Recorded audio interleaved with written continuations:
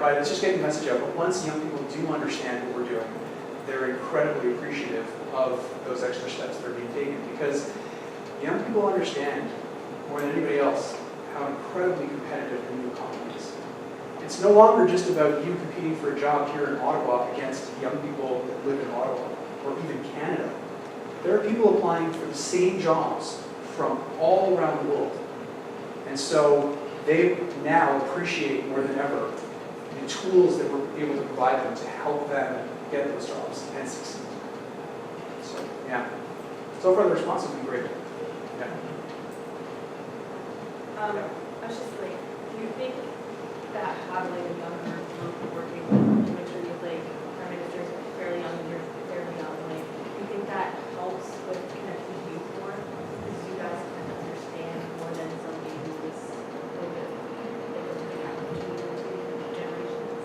I think that might have something to do with it. What's interesting now is that when you look at the three leaders of the three national parties, it's the youngest in history, right? What was interesting was the Prime Minister was the youngest before, and now of the three new leaders of all the three major parties, he's become the oldest at 45. So I would say that plays a part, but I think it also, I don't think young people just look at age, I think they're also looking for substance. One thing that attracted young people to the Prime Minister in the last election, I think, was his history. The fact that he worked with Katimavik, which is a huge part of the work that he did with youth in his life. The fact that he was a teacher. And so like a lot of the things that he's done in his life have been geared towards working with youth, providing youth with opportunities. And so when he was speaking with youth during the campaign, but even prior to the campaign, when he was a critic, he was the critic for youth. Not many people know that, but when we were in the opposition bench, he was actually a critic for youth. It's always been something that's been close to his heart. And this idea of becoming the Minister of Youth and being the first Prime Minister in history to do that, that wasn't for the photo op and for show. That was sincerely because he understands how important it is that we invest in the next generation for Canada to remain the prosperous country that it currently is. And I think that is now reflected in all of the record investments that we made in young people and the announcements that have yet to come, because there are numerous other projects and campaign promises that still have yet to be delivered on. I can't talk about it now, but there's some really exciting stuff coming up in the next couple of months that I will be announcing with the Prime Minister and will be sharing with young people all across the country. So, yeah. Anybody on this side? Well, one of the questions that have been to us beforehand is there are several government departments at the federal level who all have activities that are focused on youth somehow. And how, in your capacity and the Prime Minister in his capacity as Minister responsible for youth, do you see a better job of pulling the threads of all those different programs together? And is it time that we had a Department of Youth? Good question. It is, and you seem to know a great deal about this, and I'm very happy that you do. The Minister of Youth, per se, the office itself, doesn't truly have any of the programs that fall under it. The Prime Minister's Youth Council definitely falls under the Minister of Youth. But when we're talking about Canada Summer Jobs, which represents a $300 million investment, when we talk about the co-op programs that we're investing, we talk about the 50% increase in bursaries, those are different programs that fall under different ministries, whether it's the Minister of Economic and Social Development, whether it's the Minister of Global Affairs, whether it's the Minister of Heritage. All of these different programs fall under different ministries. To try and get them all under one roof, I wouldn't venture a guess as to what the future holds for the Ministry of Youth, but I will say that change takes a good amount of time in government. And I think that the government right now is much more focused on ensuring that the programs that we've announced are implemented properly and having the impact that we want them to have, and less focused on kind of trying to bring them under one umbrella. And that is, and this is, I'll share this with you from a personal perspective. People think of the government as this kind of endless, this organization of endless resources. And it really isn't. The reality is, most of my colleagues, and outside of the members of Parliament themselves, the staff, the bureaucrats, as people call them, right? They're doing 2 or 3 jobs at the same time. And so you really have to be efficient with what you're asking your staff to do and what you're asking your team to do. And so it's kind of a triage. So I don't know if in the near future we're going to be kind of taking it all under one umbrella, but if you're really interested in response to that question, I can ask around and let you know. Yeah. Yes?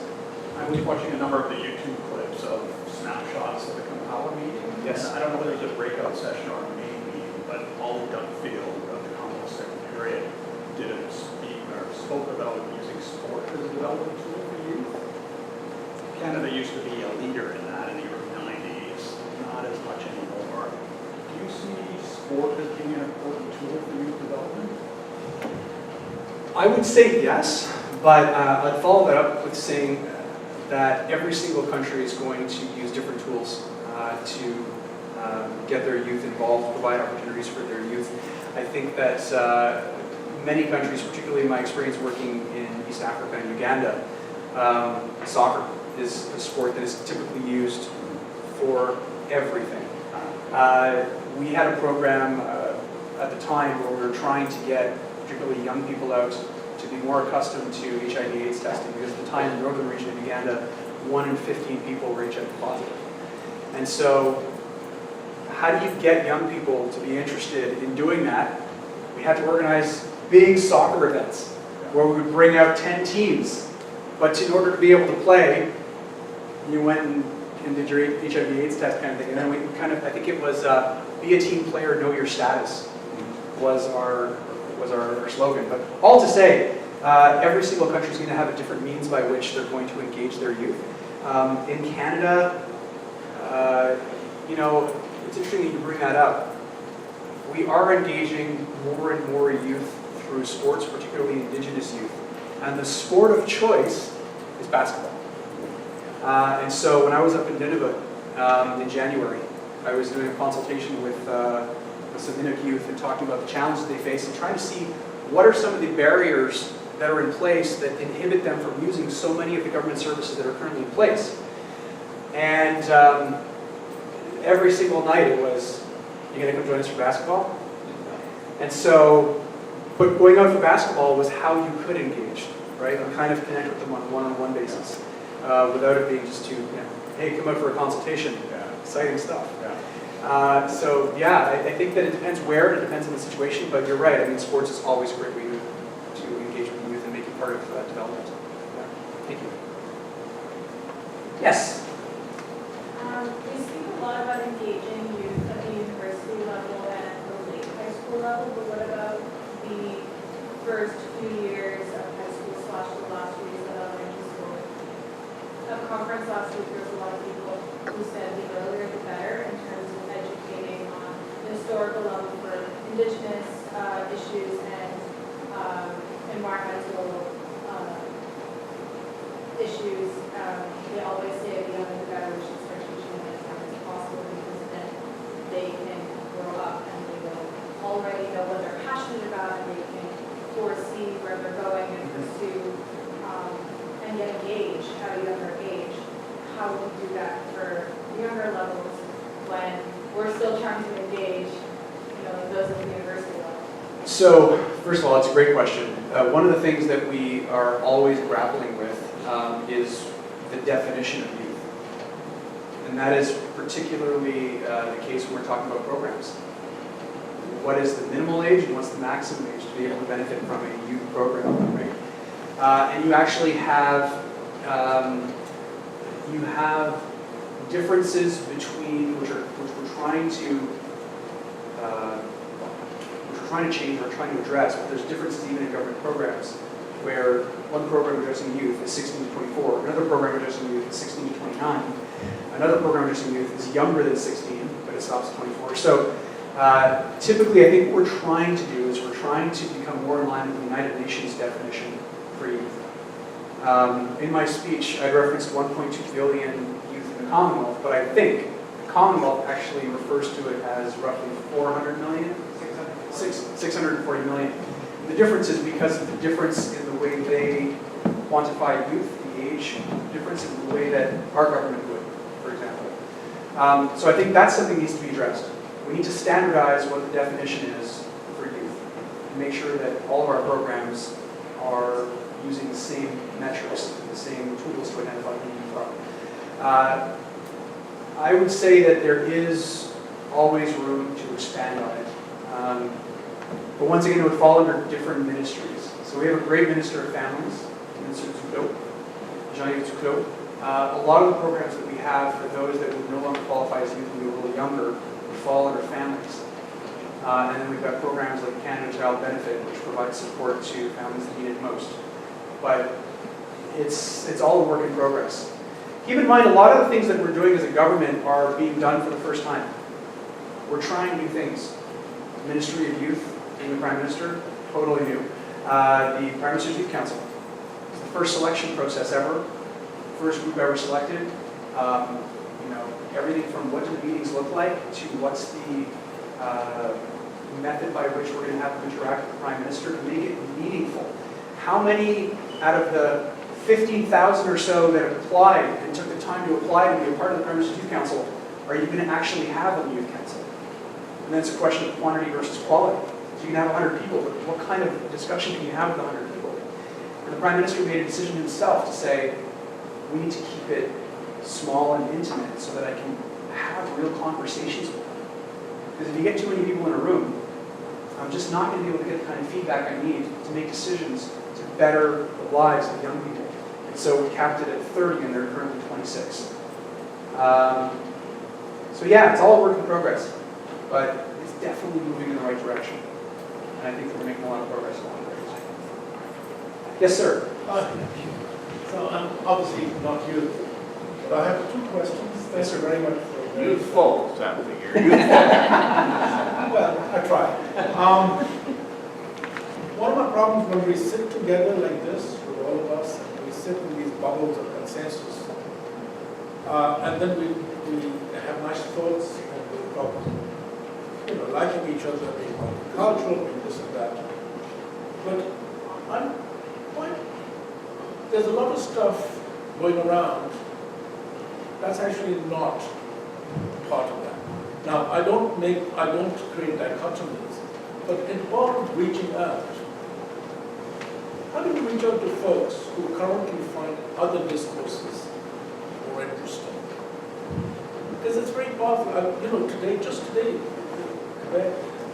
members of our armed forces are now joining supremacist websites, and this is quite disturbing in a sense. These are not street thugs. There is room in society for that discourse, while at the same time reaching out to the First Nations, all of us in our diversities. I'm very concerned that we don't leave people behind. We can only advance forward as far as we can carry some of the others with us.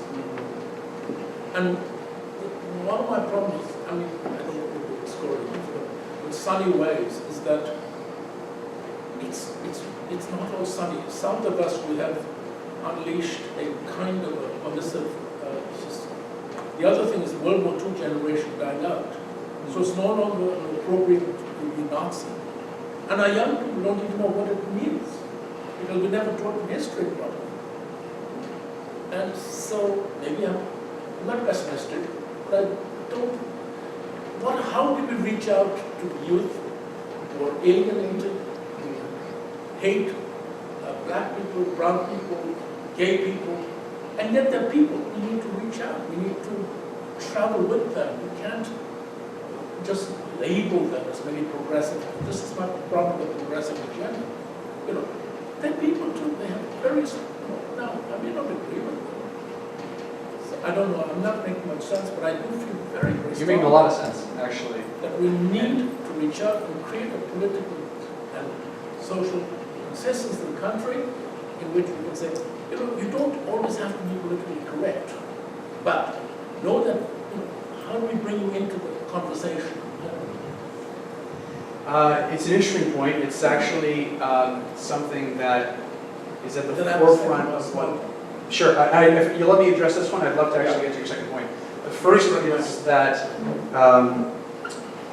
this is exactly what the Prime Minister is trying to address. And I'm happy that you brought this up, because the reality is that we're working on an initiative now called the Youth Service Initiative, which isn't anything new. It was actually part of our campaign promise, and it was included in our first budget in 2016. And essentially, it's funding to provide opportunities for young Canadians to serve their communities in some way, shape, or form, right?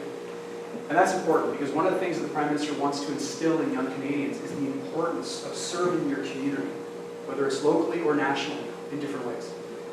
And the focus of this program, and the work that we've been doing right now, is focused on how do we reach out to those marginalized youth, disenfranchised youth, the ones who are on fringes, the ones who typically aren't engaged. There's a stat that says that 80% of all the volunteer work is done by the same 20% of people, right? What we're trying to do is to say, how do we get to that other 80%? How do you develop policies and programs that engage those that unfortunately are not engaging in the system and are falling by the wayside and not engaging in discussions and feel like they're not a part of anything? That's where the danger lies. The danger lies when we start to alienate people, when we start to exclude certain people from the prosperity that we all feel, from the programs that we all have, from feeling like they're a part of something. And so I think one of the main focuses the Prime Minister has right now is exactly what you're talking about. That's how we're going to reach our maximum potential, is by not necessarily focusing on, the 80% of the pistons that are firing very well, to use an engine analogy, but let's focus on getting the other 20% of those pistons firing at 100% as well, so that we're always moving at 100% capacity. And it goes into what we're trying to do with ensure that we have less and less young people that are engaging in the types of behavior that you just mentioned. It goes with our economy, making sure that everyone can contribute to the growth of our economy. It goes into serving your community. How do we develop a youth service program that caters to such a wide array of young people that represent so much diversity? And there's something in there for every single one of them that they say, I want to use this. It's incredibly difficult, but the Prime Minister says this a lot. We didn't get into this to do the easy stuff. Let's do the hard stuff now. So that's the answer to your first question. I'm anxious to hear your second. As a father, now my children are early 30s, but all during their university years, they could never find work that paid them anything. So they were interns. I worked through my university years, and I helped pay at least my way in the summer. Now, in our case, it didn't matter financially because we're married, but I found it extremely unfair to them that they wanted to work, and yet they would end up in these huge internships by all kinds of organizations. And I must say the public sector is the worst, and NGOs are the worst in this respect, and they were paid nothing. And this is not minor work. Many times this was intellectual work. And I found it profoundly unsettling, actually. So I don't know if there's some kind of way we could stop the exploitation of our young people. Yes, give them I don't know what the answer is. I just know that I don't think it's fair, because they're the only children of families that can afford to support them in the summer for this kind of work, get that opportunity. 100%. And that's entirely unfair. This is something that we've taken steps to address in many ways, but I'll outline just two for you, just because of the time that we have together. But first would be to address the fact that young people say there aren't enough summer jobs available. The time for young people to work, for all intents and purposes, is the summer, right? Some choose to work when they're in their studies in the fall, winter, but most will use the opportunity in the summer months to collect as much money as possible to be able to see them through their studies. And so when we came into office, there were 35,000 jobs available for the Canada Summer Jobs Program, and we doubled that to 70,000. We doubled the funding. So that's the first way. But to directly address the unpaid internships. Our government has made a commitment to ensure that no office, no MP office or no government office, has any interns that are not remunerated for their work. And so right now, and this is something that's repeated over and over and over again, if you're going to bring people in, and I actually have 2 young people here, one of which actually started out as an intern, a paid intern, and who's now working in my Ottawa office. If young people work, they need to be paid for their work, period. And so we've already made that change, and you'd be hard-pressed right now to find an office of any minister or any member of parliament or anywhere in the bureaucracy where young people are working, but they're not remunerated for their work. And that was a pledge that we made and one that we're keeping. So it's something that's important because it got to a point, I will say this, it got to a point where there was way too much abuse. Because young people were looking for experience and they were willing to work just to get the experience to put on their CVs. Organizations knew it and they were exploiting it. And so that's no longer the case. You're welcome. Parliamentary Secretary. Yes. I know that you spent a lot of time with us, and unless there are some other pressing questions, and maybe if the Parliamentary Secretary can stay. Sure, I'd love to stick around if there's any questions you didn't want to ask. So, I just wanted to. there's just a few points that I would make, maybe in closing, and thanking you again. First of all, I'd like to thank all of your staff who helped arrange this, particularly Millett Hill over there, who's pretty good, and he knows his religious holidays too. He's very respectful of religious holidays, and I appreciate that. Secondly, we should have pointed out that we actually have in the Royal Commonwealth Society a vice president for youth, and that's Amani Hanafi, who's sitting over there in front of me. So we want you to know that we're sincere in saying that we're emphasizing our activities in the youth area. And then lastly, before I sort of formally express my thanks, Gregory mentioned the National Student Commonwealth Forum. Yes. So that's like a mini Chatham that we run every year, and we've been doing it for 46 years. Wow, well done. We'll do it in April, May. Okay. Basil Crozier is one of our vice presidents who looks after that. But maybe come the spring, in April, May, we could engage you again and see if you might be available to help. If I'm in Ottawa and my schedule permits, great. As long as you don't do it during the actual CHOGM, Yes. which is taking place in the United Kingdom in April as well. Yes. There are good chances that I will be there with the Prime Minister. We won't conflict with that. Perfect. Okay. Yeah. But aside from that, I would just say it was a delight to have you here joining us. And we just hope that you'll always remember the Commonwealth dimensions, the youth activities, and think about us. And also think about how we might be able to help you deliver on your mandate as Parliamentary Secretary. Well, thank you very much. Thanks for reaching out. It was great to meet you all. Thanks for having me here. And if I can make it back in April, it would be a pleasure to do so. Thank you. May I ask you to take a couple minutes for a photograph? Sure. That's a special relationship here. And Brian, yeah, I was just thinking. Sorry.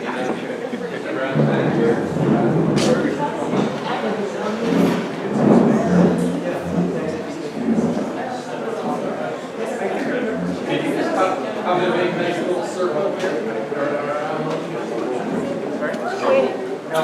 What? Yeah. Yeah, dog you do right here.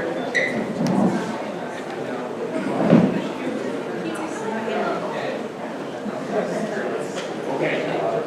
There we go.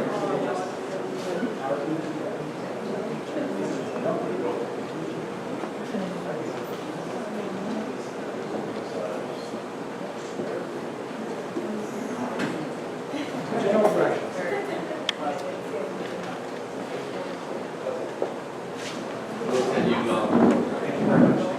Thank you again. Thank you for having me. This is great. Thanks for coming out. What are your names, by the way?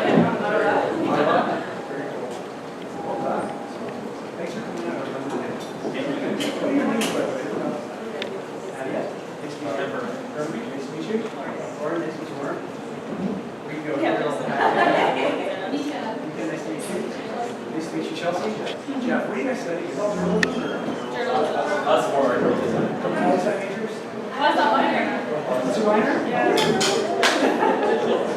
Well done, sir. There is